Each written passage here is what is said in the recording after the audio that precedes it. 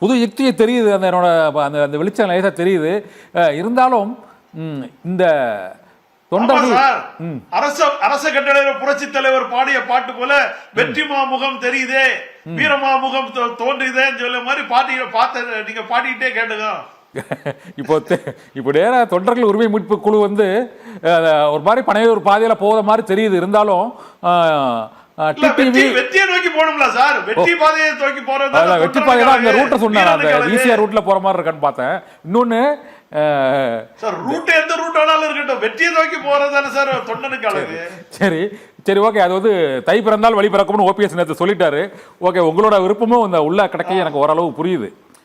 அது வந்து எந்த பக்கம் போனால் கரெக்டாக அது எடப்பாடி பழனிசாமிக்கு ஒரு கடுமையான போட்டியை கொடுக்கும் என்பது எனக்கு தெரியுது. இன்னொன்று நேற்று பியூஷ் கோயல் மீட்டிங்கில் அண்ணாமலை கலந்துக்கல. நீங்களே இப்போ என்ன சொன்னீங்க, அண்ணாமலை வந்து எங்களுக்கு வந்து ஏற்கனவே இந்த எம்பி சீட்டு பேச்சுவார்த்தையில் எங்களுக்கு ஓரளவு சுமூகமான ஒரு 15 சீட்டு கொடுப்பதற்கான ஒரு உடன்பாட்டில் இருந்தாருன்னு சொல்கிறாருங்க. இதில் இந்த அண்ணாமலை தனிக்கட்சி அல்லது அண்ணாமலை தனிக்கட்சி ஓபிஎஸ் டிடிவி இல்ல உங்க பாதையில வராங்களா சார்? மறைமுகமாக கூடி களத்திருக்காதுங்கிறாரு, அரசியல் புரோக்கர்ங்கிறாரு, இவர் தலையசைக்கிறாரு. அப்புறம் இவரோட பேச்சு காரியங்களை எல்லாம் பார்க்கும்போது அண்ணாமலை ஒதுக்கி இருக்கிறது நல்லது நினைச்சு ஒதுக்கிட்டாரு. ஓஹோ. ஆனா இபிஎஸ் வற்புறுத்தல தான் அவர் அண்ணாமலை நீக்கப்பட்டார், நயினார் நாகேந்திரன் கொண்டு வரப்பட்டார். உண்மைதானே சார்? உண்மைதானே சார்? நம்ம எல்லாம் கண்கூடால பாக்குறோம். அமித்ஷா வந்து உட்கார்ந்துட்டு இருக்கிறாரு, வாங்க வாங்க வாங்கன்னு கூப்பிடுறாரு. எப்போ நயினார் நாகேந்திரனை தலைவர் அறிவிக்கிறாரு, அடுத்த நாள் அறிவிக்க வேண்டியது ஒரு நாளைக்கு முன்னாடியே அறிவிக்கிறாங்க. அப்போ அவங்களுடைய சட்ட விதிகளையே அவங்க மாத்துறாரு. பாஜக தன்னுடைய சட்ட விதிகளையே மாத்துறாரு. மாத்திக்கிட்டு எடப்பாடி பழனிசாமிக்கு பயந்து அச்சப்பட்டு 5 முறை வந்து பத்திரிகையாளர் சந்திப்ப மாற்றி அமைக்கிற உள்துறை அமைச்சராக இருக்கிற அமித்ஷா அவர்கள் எடப்பாடி பழனிசாமிக்கு பயப்படும் போது நாங்கெல்லாம் எப்படி சார் ஏமாத்துறோம் சார்? உள்துறை அமைச்சரே எடப்பாடி பழனிசாமி பயந்து ஒரு அண்ணாமலையை மாத்திக்கிட்டு நயினார் நாகேந்திரனை உட்கார வைக்கிறாரு. அப்புறம் எப்படி இருக்கும் நீங்க சொல்லுங்க? அதனால அவர் அண்ணாமலை ஒதுக்கி போறாரு. சரி, இப்போ ஓபிஎஸ் வந்து சொல்லிட்டாரு, நாங்க எடப்பாடி பழனிசாமி தலைமையை ஏற்க மாட்டோம்னு சொல்லிட்டாரு.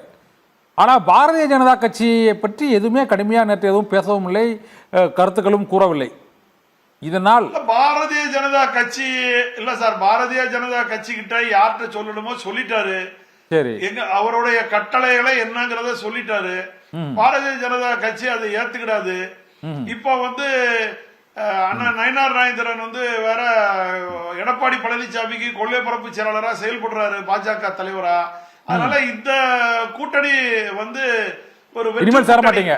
அதனால நம்ம வெற்றி கூட்டணியை பார்த்து போயிடலாம்னு முடிவு எடுத்துட்டோம். ஓகே, வெற்றி கூட்டணி, இந்த வெற்றி கழகம் அந்த மாதிரி டிவிகே மாதிரி வெற்றி கூட்டணியை நோக்கி இணைவீங்க சார். வெற்றி கூட்டணியை நோக்கி, வெற்றி இடம்பெற கூட்டணியில இணைவீங்க ஓபிஎஸ் அணி. அண்ணன் ஓபிஎஸ் அவர்கள் இருக்கிற எந்த இடத்துல இருக்கிறாரோ அதுதான் 2026 ஆட்சி வைக்கும்.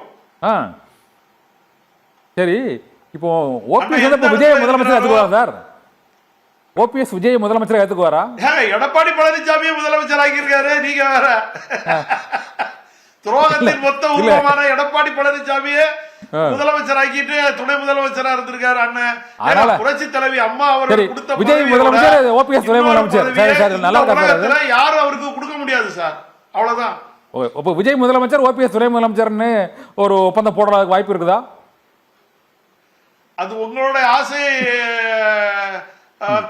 நினைவானால் நானும் சந்தோஷப்படுவேன். தயாரா தான் இருக்கிறீங்க ஓபிஎஸ் ஆதரவாளர்கள்லாம்.